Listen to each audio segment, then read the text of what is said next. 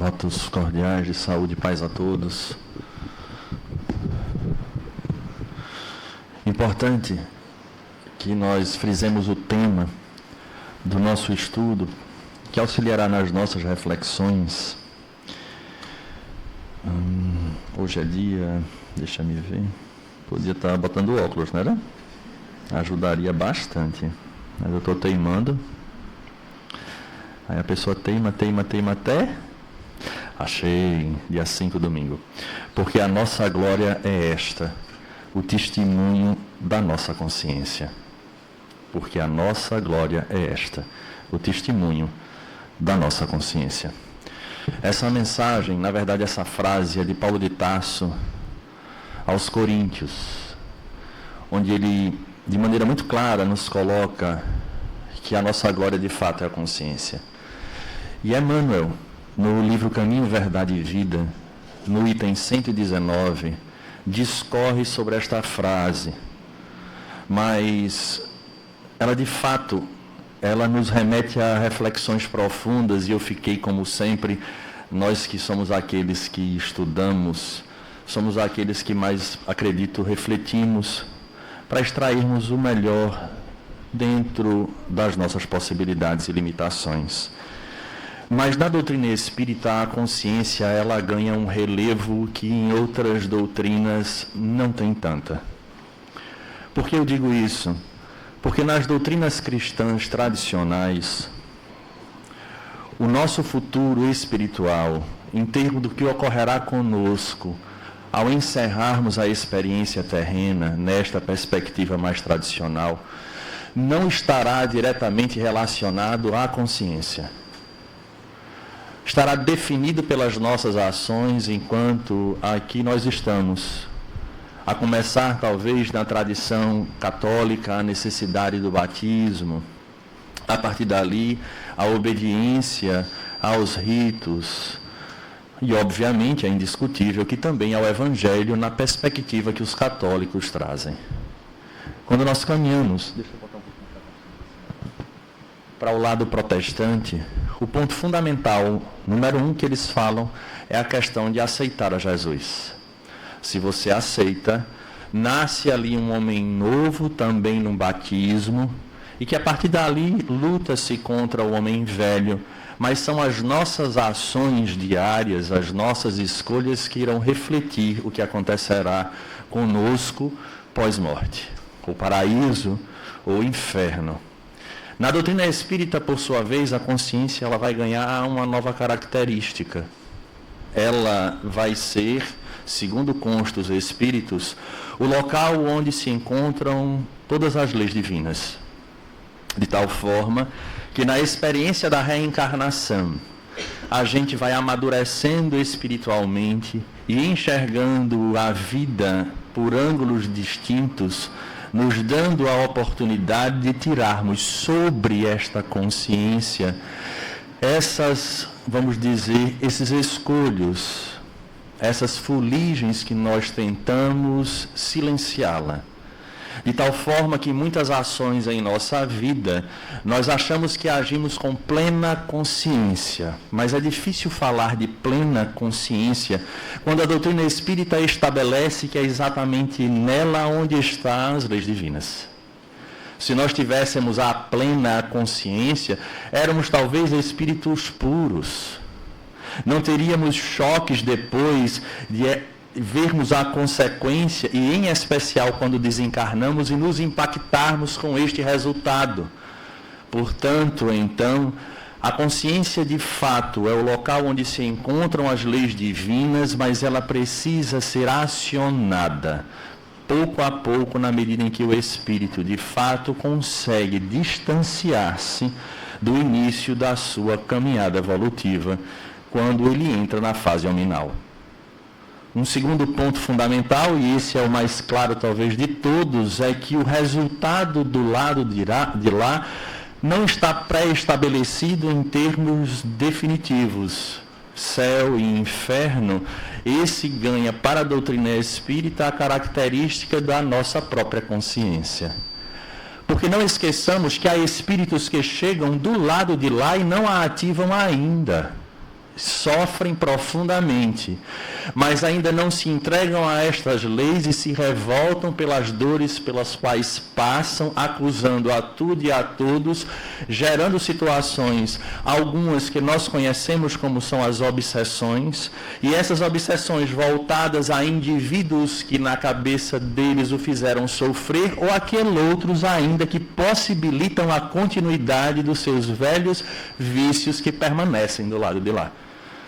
Então vejamos que até chegar do lado de lá não nos dá a possibilidade do acesso imediato a esta consciência, porque se fosse assim não haveriam indivíduos que estariam nessas situações umbralinas, de profundo sofrimento. Até do lado de lá a consciência será uma conquista. E aí, compreendendo de fato a perspectiva do que os Espíritos trazem, a começar pelo conceito da divindade, vamos entendendo que a vida ela tem uma profundidade muito maior do que apenas uma experiência para a aquisição de valores que já dormem guardados em nós. É muito mais que isso. Paulo de Tarso mostra de maneira muito clara, escrevendo aos Coríntios, essa percepção profunda, porque na verdade, ele observa, ele vai fazer a análise pelo viés daquilo que é importante para nós na Terra. Dos esforços que nós fazemos para ter grandes conquistas, no qual ele vai chamar de glórias, e o texto de Emmanuel chama-se a glória do cristão. E ele percebe que é exatamente essa consciência ainda verde, imatura, que faz com que a gente trilhe caminhos que são tortuosos, nos gerando problemas diversos. Não à toa que nessa escrita e nesta carta ele vai dizer que a grande glória de fato é essa consciência, que é muito diferente da consciência do mundo. Que não poucas vezes é esta consciência que nos norteia e, repito, às vezes calcado nesse nosso orgulho velado, achando que tomamos o que era de melhor, estaremos gerando um problema que vai se refletir como dores e preocupações no nosso futuro e reencarnações que irão nos cobrar, porque de fato ao chegar ao mundo espiritual, passado pelo processo dos umbrais, que seria esse momento de sofrimento e de continuidade, exauridos deste sofrimento, todos nós aqui, certeza absoluta, lembraremos de que existe um Deus que a tudo comanda, solicitaremos a ajuda, seremos resgatados e neste momento iremos nos deparar com essa quantidade, se é que eu posso dizer assim, de consciência que nós já adquirimos enquanto aqui na Terra. E aí é onde surgem as dores de fato, voltadas para aquilo que a gente vivenciou. Porque até então as dores dos umbrais são aquelas voltadas para os vícios que nós levamos. E não por ter perdido, por exemplo, chances e oportunidades que a divindade nos deu e a gente jogou fora. Essas só surgirão, num segundo momento, na retomada dessa consciência divina. E é exatamente pensando nesse ângulo que a gente fez essa análise, que de fato a conquista da consciência, ou melhor, das nossas glórias, são aqueles que valem muito para nós na Terra. Os nossos esforços estão voltados para essa realidade. A história nos mostra de que cada vez que a gente alcança determinados patamares, nós temos de fato a glória de termos conquistado. Quando vai lá para trás, e Emmanuel vai comentar isso no seu texto, vai perceber que a história da humanidade foi uma constante busca de glórias, mas que pudessem, de fato, levar o homem a experiências transitórias que iriam gerar tantos problemas depois. Mas a glória do cristão não é essa conquista. A glória do cristão é a conquista dessa consciência, de estar uno com a lei do Pai. Daí porque talvez seja tão difícil para nós.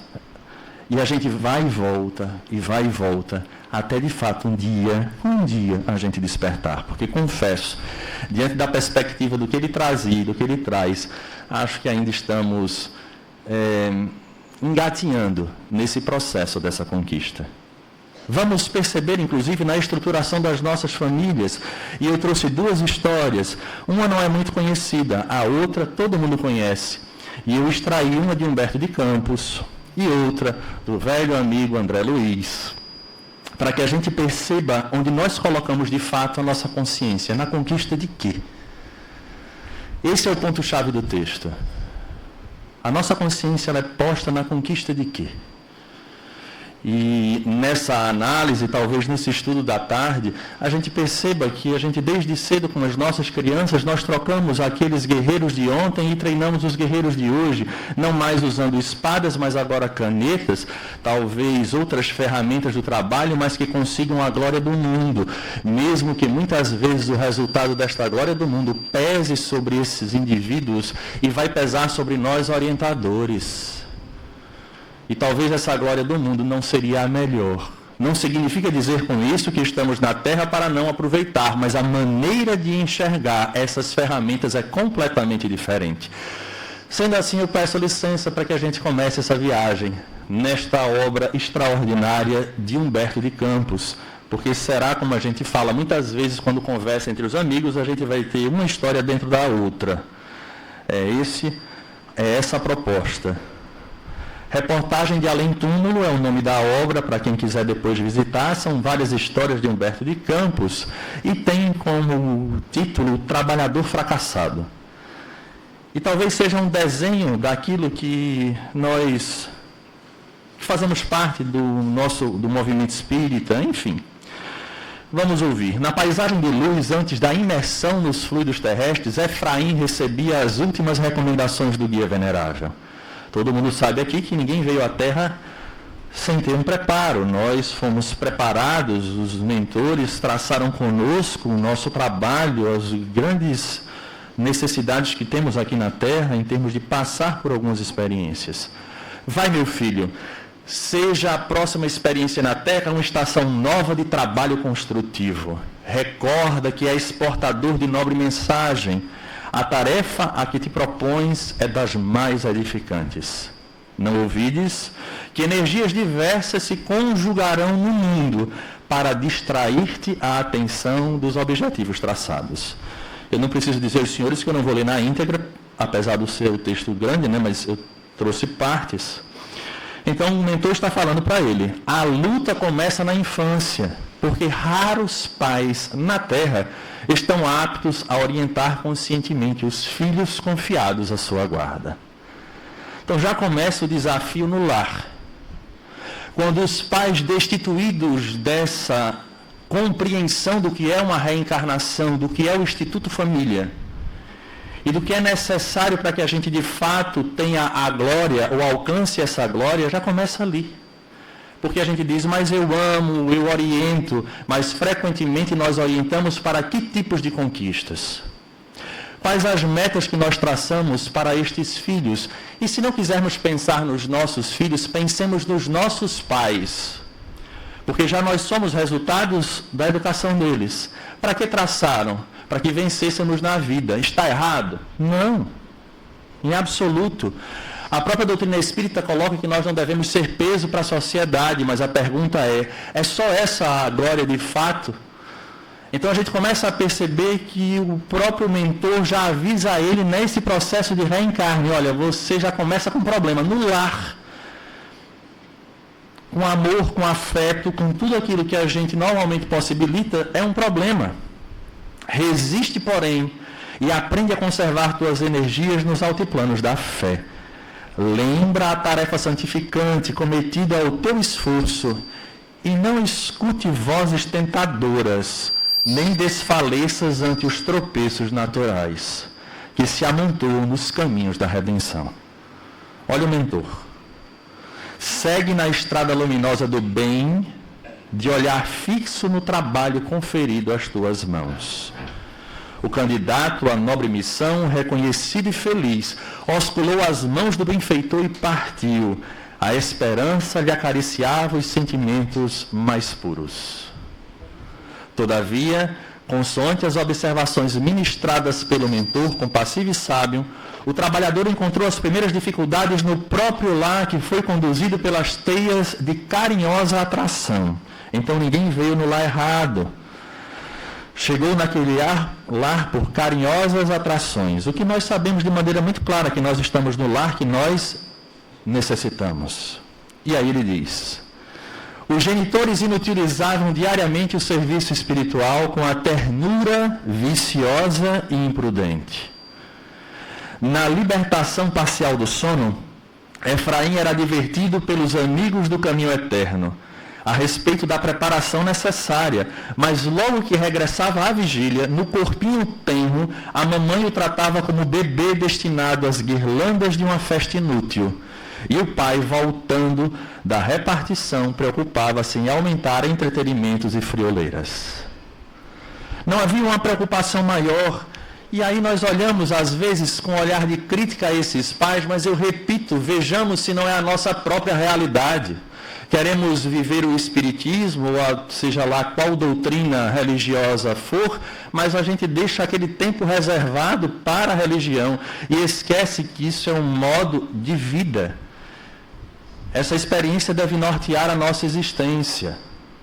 Quase reduzido à condição de papagaio interessante e voluntarioso, foi instado pelos amigos da esfera invisível a reconsiderar as obrigações assumidas. Desde ali, ele já tinha sonhos. Entretanto, quando falava dos sonhos que o visitavam durante a noite, a mãezinha ralhava descontente. É por imaginação, meu filho. Vives impressionados com essas histórias da carochinha. O pai ajuntava de pronto: esquece os sonhos, Efraim. Lembra que o mundo sempre pediu homens práticos. Será que não é o desenho da nossa realidade hoje? O mundo objetivo, o mundo material, aquilo que importa de fato, conquistar, ter a glória. Essa é a nossa realidade. No colégio, Efraim não era mau companheiro. Os genitores, porém, desenvolviam tamanho esforço por destacar-lhe a condição, que em breve a vaidade sobressaía como estranha excrescência na sua personalidade. E a experiência humana continuou marcando o conflito entre a vocação do trabalhador e o obstáculo incessante do mundo. Não esqueçamos que ele desce com a responsabilidade. Ele desce sabendo de alguma forma o que faria. E teria como, Alisson, porque muita gente diz logo, mas como é que ele ia descobrir que ele estava mergulhado no corpo? Existe uma coisa chamada intuição. Na medida que a gente aprende com os nossos tutores a dar ouvidos à intuição, nós vamos desenvolvendo e nos robustecendo com isso. Na medida em que essas intuições vinham através do sonho, de lembranças desses acordos prévios, e o que se ouvia era dizer: isso é sonho, meu filho, foco no que tem que fazer, foco na conquista. Nós estamos deixando de lado esse contato com essa espiritualidade de forma mais objetiva, porque é através dessas intuições que eles agem sobre nós. Já contei para muitos aqui minhas experiências com essa situação, né? Lembro e repito aqui para vocês que eu já tive uma forte tendência a querer ser padre. Foi situação muito perturbadora na minha vida, por demais. Lembro vou lembrar só esse detalhe, quando após um encontro de jovens com Cristo na Igreja Católica, sentindo essa tendência, apesar de ser crítico às posições da Igreja, em termos da interpretação do Evangelho e não do seu papel, mas eu tinha o hábito de pegar o Evangelho, o Novo Testamento, e abrir a esmo. E nesse dia, angustiado com essa ideia de ter que ser padre, ainda tinha esse detalhe, não era querer, era ter que ser. Fiz a prece, abri o Evangelho e estava lá. Lembro como se fosse hoje. Abandonar pai e mãe. Não sei se vocês já tiveram alguma crise de ansiedade, mas falta até ar. Faltou até o ar na hora. Era à noite, eu lembro, atravessei o corredor, abri a porta do quarto dos meus pais, entrei e disse: eu preciso dizer uma coisa a vocês, eu preciso ser padre. Meu pai foi muito sábio, lembro como se fosse hoje, ele levantou da cama e me botou deitados. Pronto, agora Freud vai falar, né? Porque deitou para terapia, só faltou isso. Aí ele disse: mas meu filho, você não pensa em casar, em ter filhos e etc. E eu dizia: mas o que importa eu pensar? Se o que eu estou sentindo com muita intensidade é isso. E o grande conflito que eu tenho, eu dizia a ele: eu não concordo com algumas coisas, mas é a única experiência que eu tenho. Então, na minha vida, na perspectiva que eu tinha, a única coisa que me ligava à religião era ser padre, que eu vinha de uma família católica. Meu pai disse, meu filho, veja, não tem problema nenhum se você quiser. Mas eu acho cedo para você decidir agora. Continue com o seu pensamento, mature, amadureça, vá, continue no seu colégio, termine e veja se é isso mesmo. Então eu acho que ele foi muito sábio, eu acho que os espíritos utilizaram com muita sabedoria, porque inclusive nós que vamos entrando na fase de juventude, entre adolescência e juventude, temos a tendência de bater de frente, né? O não parece que é muito atrativo. Se ele dissesse, não vai, eu disse, agora eu vou. E ele, pelo contrário, ele disse, meu filho, não tem problema algum. Então isso fez com que, de alguma forma, eu ganhasse fôlego para poder transitar nas experiências que eu tive. Eu tive algumas experiências religiosas convencionais e não convencionais. Ou melhor, tradicionais e não tradicionais. Levantei a mão, aceitei Jesus, fui para terreiro de Umbanda e tantas outras situações. Então minha lista religiosa é vasta. E a que eu resisti a vir foi a doutrina espírita. Mas você vai, vou nada, vai sim. E eu vim aqui obrigado com minha irmã para uma aula da juventude. Mas para que a gente entenda de fato que o Efraim aqui, ele tinha esses momentos, como todos nós temos, que temos alguma responsabilidade. Guardando, porém, os títulos acadêmicos, em vez de usá-los como forças ascensionais para um conhecimento superior, convertia-os em entulhos lastimáveis, mantendo futilidades pouco dignas. Embalde a esfera espiritual o convidava à luta enobrecedora em profundos apelos do pensamento. Vejamos que interessante. E é nessa análise que eu gostaria de entrar. A glória mais fictícia que todos nós acabamos sendo induzidos em nossa vida é exatamente aquela na qual utilizamos das ferramentas que recebemos da divindade para conquistar tudo aquilo que acreditamos que é importante no mundo.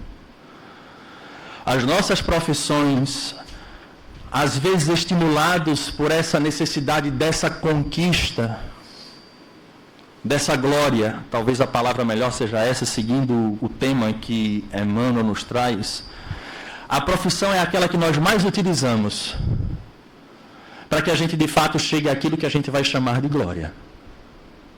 A nossa consciência, ela vai estar voltada para essa conquista. Se é um médico, que seja um médico de sucesso, que compre a sua casa, que tenha possibilidades, que etc., você venceu na vida. E às vezes à custa de quê ou de quem? Então, em todas as nossas experiências, nós olhamos estas ferramentas na Terra, ou melhor, nós olhamos as nossas profissões na Terra como situações quase fortuitas, escolhidas por nós próprios, com o objetivo de fazermos o nosso papel na sociedade sem um grande sentido mais profundo. E são exatamente através delas que nós nos perdemos muitas vezes no caminho. E como eu disse aos senhores, vai ser uma história dentro da outra. Eu queria trazer um momento que eu acho sublime, para que a gente consiga compreender como é importante para nós mudar a forma com que a gente enxerga o nosso papel na Terra e as ferramentas que a gente recebe. Porque na cabeça da gente fomos nós que escolhemos. Eu escolhi ser tal coisa. E por conta disso, o mérito é do meu sacrifício, do meu trabalho, até certo ponto, sim. Porque é necessário que a gente faça a nossa parte, mas a gente só chega a determinados altiplanos na existência com permissão da divindade, para que aquilo nos sirva de instrumento para despertarmos a nossa consciência de fato. E não para nos vangloriarmos de termos conquistado sozinhos porque chegamos lá. E aí eu queria trazer um diálogo riquíssimo para que a gente de fato concretize essa linha de raciocínio do que nós estamos trazendo. Quem não lembra de André Luiz? No momento em que ele ainda preso à sua personalidade. Lembram da consciência que eu disse que para a doutrina espírita ela é diferente? A gente chega do lado de lá ainda entorpecido com os vícios, nem sempre de acesso direto à consciência, onde estão as leis divinas. Porque é preciso ser trabalhado isso agora, na nossa experiência atual. André Luiz chega lá, passa pelo problema do choque, vê a vida continuar e o resultado dos seus vícios.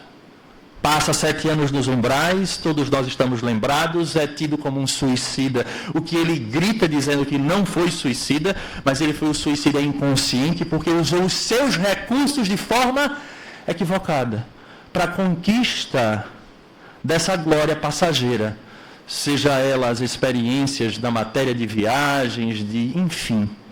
Não, aqui criticamos, é importante que se diga que ninguém da doutrina espírita, nenhum espírito diz, olha, você tem que ser mendigo. Não é isso, mas é conferir a cada situação aquilo que de fato deve ser. André Luiz, então, impactado, começa o seu passeio pelo nosso lar, sente-se renovado e Lísias diz a ele, André, lembra-te que a origem do mal permanece em ti. Até que possas ir ao palco terreno e colocar para fora aquilo que ainda trazes dentro de ti. Aqui irás te sentir jovem novamente, e ele estava se sentindo maravilhoso, inclusive querendo voltar à sua antiga personalidade. Porque voltar à antiga personalidade é voltar às antigas experiências. Encontrar-se no mesmo patamar, ser considerado pelos outros na mesma posição. Esse é o ponto-chave. E aí ele vai ter uma conversa com Clarencio. Ele e Dona Idalina. Dona Idalina pedindo ajuda para os seus filhos na terra, porque Clarencio atendia em dupla. Para que a experiência de um pudesse colaborar com o aprendizado do outro. Dona Idalina fala primeiro, e Clarencio começa a falar da importância do trabalho. E Dona Idalina, para cada trabalho que ela fora colocada para desenvolvimento de si própria, porque esse é um ponto-chave para nós. A gente olha o trabalho como uma possibilidade da gente ajudar na nossa infância de consciência. Quando o trabalho, na verdade, é a ferramenta para que a gente seja ajudado. Por isso, tantos espíritos relatam, inclusive André Luiz, Otília, Além da Morte, é o livro, se não me falha a memória, vai falar da sua experiência doída de desencarnar depois de passar um tempo inteiro na Mansão do Caminho ajudando as crianças. E sente, inclusive, o corpo ser comido pelos bichos, uma mulher que foi entregue ao trabalho da Mansão do Caminho e às crianças desde sempre. Porque não importa eu usar o trabalho da caridade como bengala. Não é um trabalho exterior. É esse trabalho interno que precisa ser feito. Porque se fosse assim, Deus seria muito cruel, que o indivíduo só poderia ter a possibilidade de fato, burilar-se intimamente se ele estivesse voltado no trabalho da caridade. Ou não seria? Seria. Mas Deus não é parcial. Então essa perspectiva que a gente tem dessa caridade material de eu estar atrelado a uma tarefa ali é um equívoco, porque não sou eu que estou fazendo é a oportunidade que eu estou tendo para ser testado. Esse é o ponto-chave. Por isso que Dona Idalina foi convidada, minha filha, você vai trabalhar nas câmaras de retificação. Ela disse, impossível aguentar aquilo, é todo mundo vomitando toda hora, todo instante.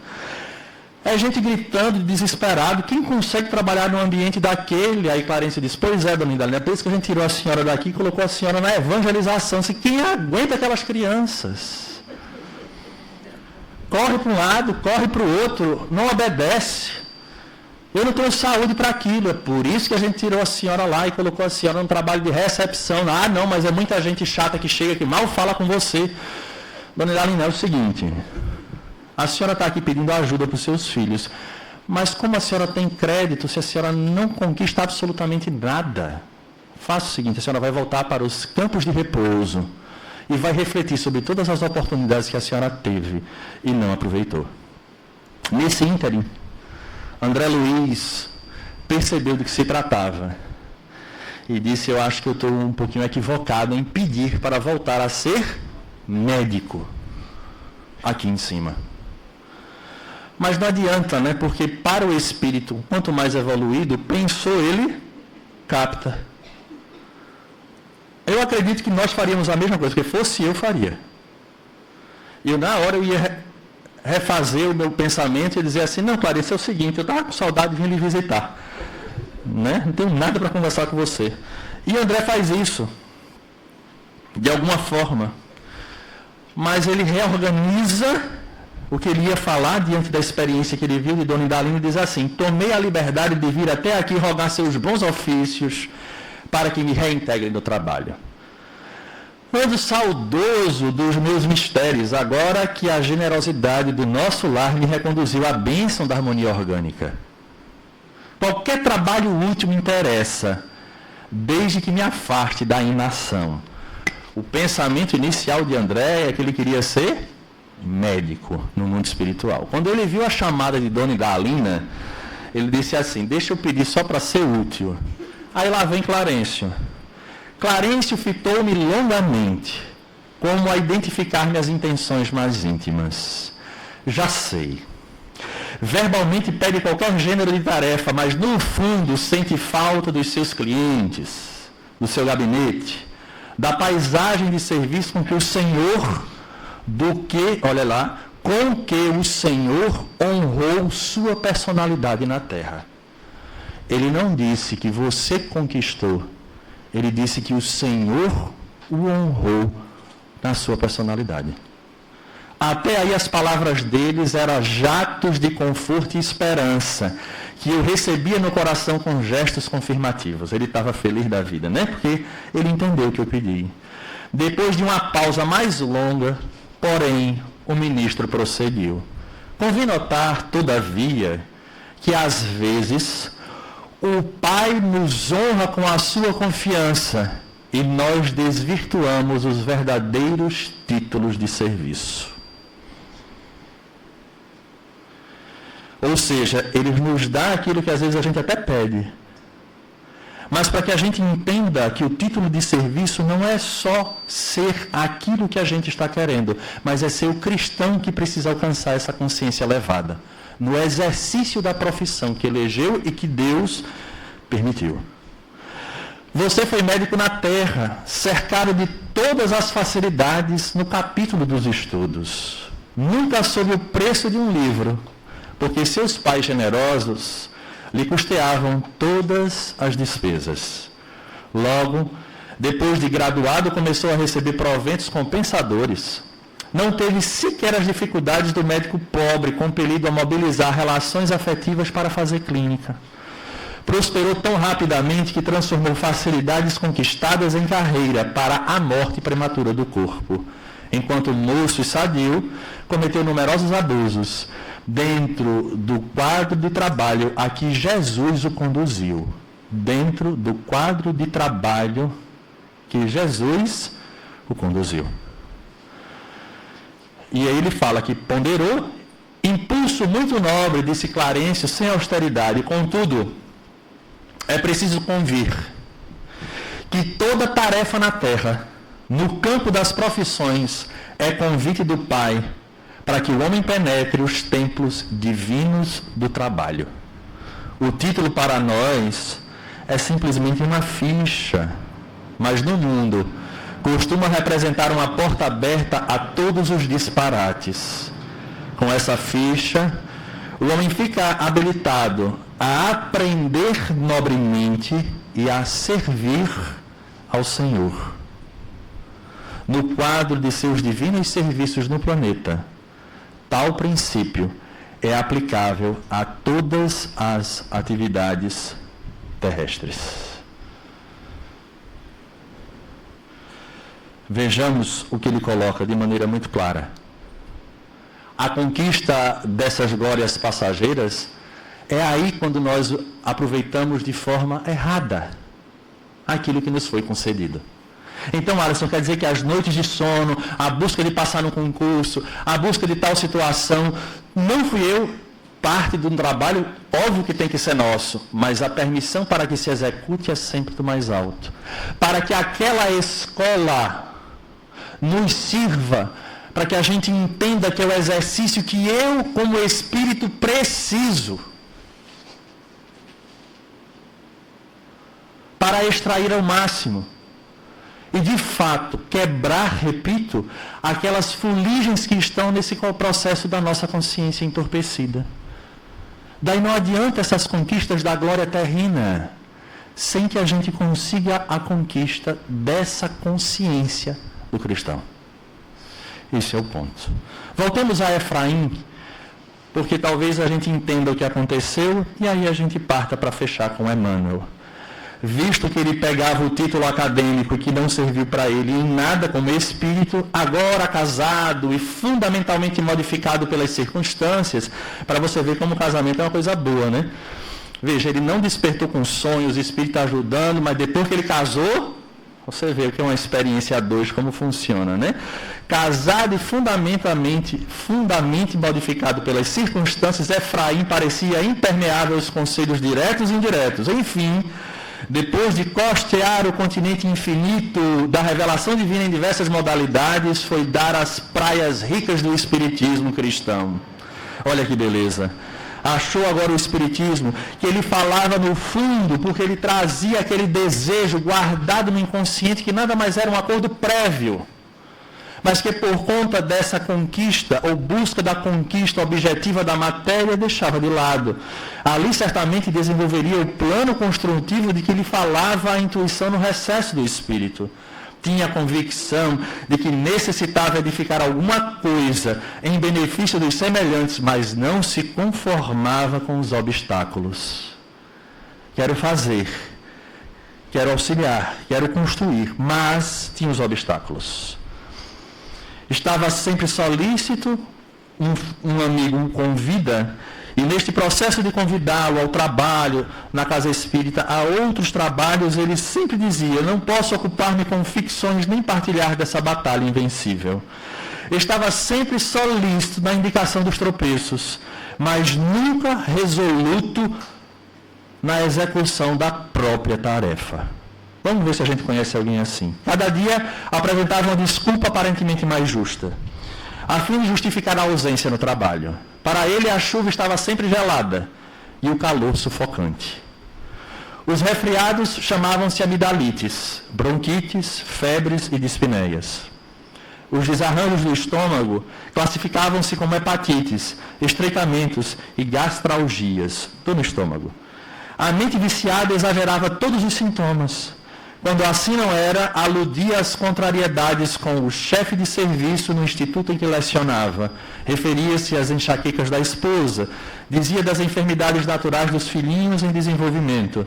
A hora, a situação ocasional, o estado físico e a condição atmosférica eram fatores a que recorria invariavelmente por fugir à contribuição fraternal.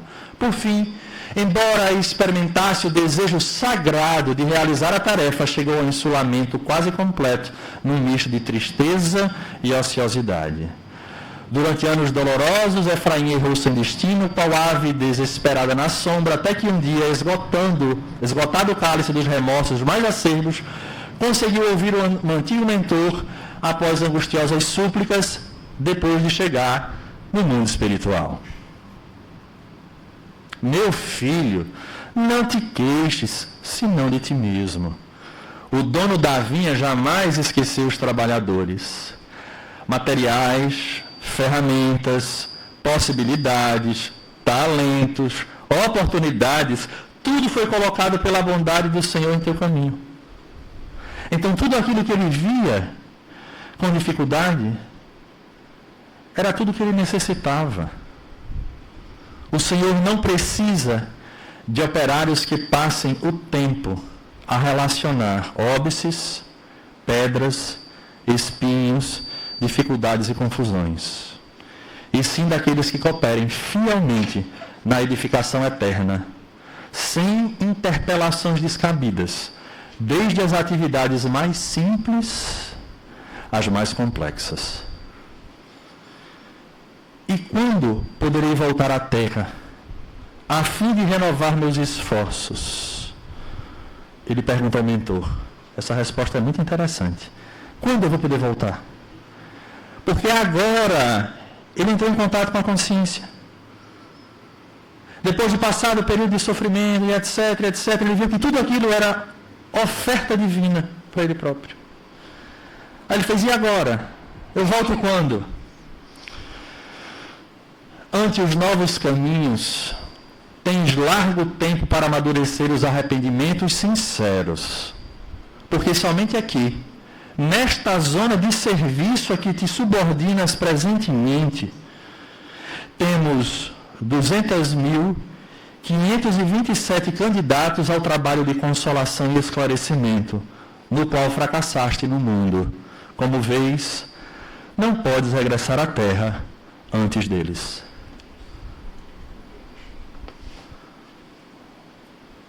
Ele devia ser o 200.528.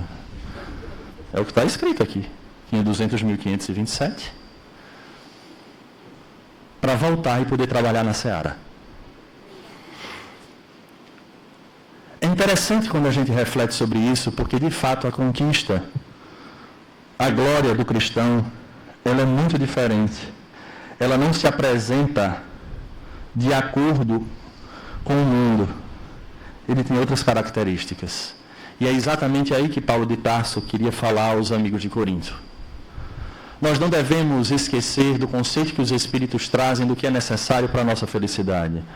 A posse do necessário, a fé no futuro e a consciência tranquila. Compreendendo isso em essência, a nossa batalha é entender que as ferramentas que nos chegam, na posição que nos encontramos, de acordo com os nossos esforços, será sempre resultado da vontade divina. E a partir daí, entender que esses recursos devem ser utilizados em detrimento dos demais, porque nós somos, de alguma forma, ou deveremos ser, de alguma forma, representantes do Cristo aqui na Terra. Me esforcei, fiquei rico, milionário. Para muitos amigos do mesmo naipe, ter um trabalho, por exemplo, ajudando instituições ou edificando outras, para este grupo que vive o terra a terra, será tido como um louco, como loucura. Mas a glória do cristão não é ser taxado de acordo com o que o mundo fala. Esse é o ponto. O apelido de Francisco de Assis na sua juventude era Paso, louco. Ele era um louco, na verdade, porque filho de quem ele era, ele larga tudo para viver a pobreza na sua intensidade, para relembrar o Cristo, indiscutivelmente ele era um louco. Mas ele tinha um compromisso e uma missão. Até isso a doutrina espírita nos convoca. Porque é perguntado aos espíritos, Allan Kardec pergunta, Alisson, qual é a pergunta? Não sei, que eu não decoro. Eu decoro o que os espíritos falam. Tem gente que decora número, pergunta e resposta. Eu tenho essa dificuldade. Mas é perguntado aos espíritos, olha, se um filho de um fulano que tem condições quiser ser um sapateiro, é bom? Os espíritos dizem, olha, não tem nada demais, mas não deve. Porque se ele veio dentro de uma estrutura de lar, para que ele possa dar o máximo de potencial e atingir determinados patamares, ele deve aproveitar essa oportunidade divina para servir de melhor forma. Até isso a doutrina é consciente. Mas a gente precisa despertar para essa realidade. Por isso que a nossa glória, a glória do cristão, é outra. É a consciência em paz daquilo que deve verdadeiramente ser feito. E não daquilo que nos taxam do lado de fora. Você viu, e a gente tem isso. Você viu filho de fulana? Filho de fulano, ó, é outra coisa. Você estudou na mesma escola, você fez a mesma coisa e você não chegou lá. Às vezes tem gente que fala isso. Eu vejo pais que vêm a sofrer com seus filhos depois e não perceberam que lá atrás ficavam muito felizes quando o meu filho ia para a casa de fulano ou ciclano, porque eram pessoas de nome e de sobrenome e que tinham influência em nossa sociedade, mas não se preocupavam se eram indivíduos que tinham conduta de fato. E amanhã perdidos, às vezes, no campo dos vícios. Onde foi que eu errei? Porque eu dei tudo de melhor. Que melhor? Que melhor? Para glórias transitórias. Que a gente já vem sacrificando as nossas oportunidades ao longo de toda a história. A glória do cristão, então, ela é completamente diferente. A glória do cristão é ter essa consciência madura. De trabalhar na terra, Alisson, para conquistar as coisas? Sim, indiscutível. Mas sabendo que aquilo é concessão divina de acordo com a minha necessidade de espírito. Eu disse necessidade de espírito. Para que eu me exercite na condição de abrir mão, de doar, de utilizar recursos importantes. Emmanuel coloca para nós, nesse item 119, desde as tribos selvagens que precederam a organização das famílias, tem sido a terra grande palco utilizado na exibição das glórias passageiras. A concorrência intensificou a procura de títulos honoríficos transitórios. A vida é isso, é mais. A gente quer mais, só não sabe qual é a medida do mais. E aí eu lembro de uma passagem do Evangelho que para mim me falou muito enquanto eu lia, porque enquanto a gente lê, parece que vem as lembranças da passagem do Evangelho. Quem lembra daquele indivíduo que acumulava em celeiros? Estava feliz da vida, com o celeiro abarrotado, e a passagem fala assim: o que é que te adianta isso tudo se hoje mesmo vais entregar a tua alma?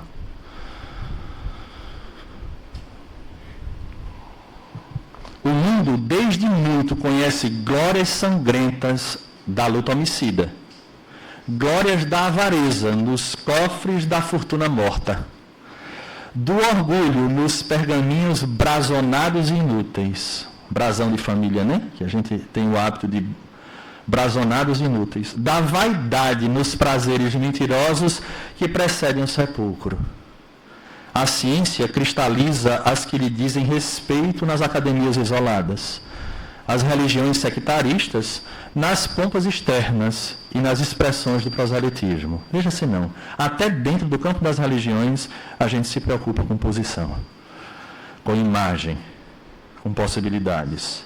Num plano onde campeiam tantas glórias fáceis, a do cristão é a mais profunda, mais difícil. A vitória do seguidor de Jesus é quase sempre no lado inverso dos triunfos mundanos. Olha essa frase de Emmanuel. A vitória do seguidor de Jesus é quase sempre no lado inverso dos triunfos mundanos. É o lado oculto. Raros conseguem vê-lo com olhos mortais. Entretanto, essa glória é tão grande que o mundo não a proporciona, nem pode subtraí-la. É o testemunho da consciência própria, transformada em tabernáculo do Cristo vivo. Olha a consciência do cristão qual é? A glória do cristão, melhor dizendo, é o testemunho da consciência própria, transformada em tabernáculo do Cristo vivo. No instante divino dessa glorificação, deslumbra-se a alma ante as perspectivas do infinito. É que algo de estranho aconteceu aí dentro, na cripta misteriosa do coração. O Filho achou seu Pai em plena eternidade. Eis a nossa glória. Maturemos urgentemente. Confesso aos senhores, repito, que foi muito útil pensar, ter a oportunidade de, como espírita, entender que tudo isso que nos cerca hoje é oportunidade divina para os nossos corações, para os nossos espíritos. E que as glórias do mundo não só passarão. Eu queria pensar um pouco diferente. Quem conhece aqui a própria história? Quantas reencarnações nós já tivemos? Talvez quantos brasões de famílias importantes a gente já tenha lacrado cartas com cera mostrando os nossos brasões.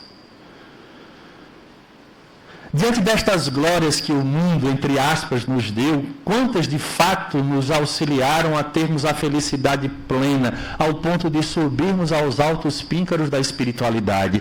Acredito, particularmente, praticamente nenhuma. Porque todos os recursos que recebemos fez com que a gente chegasse aonde? Na atual reencarnação. E ainda somos felizes, porque já despertamos e adentramos na doutrina. Já conseguimos ouvir lições desses espíritos como essa, e não são poucas as vezes em que eles batem à nossa porta, não só através de sonhos, mas através das orientações.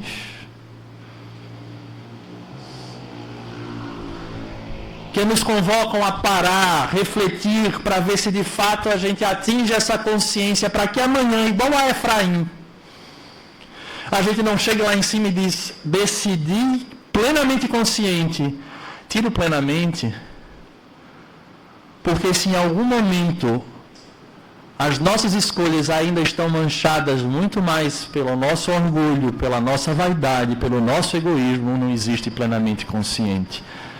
Porque ainda queremos que as coisas funcionem de alguma forma a nosso bel prazer.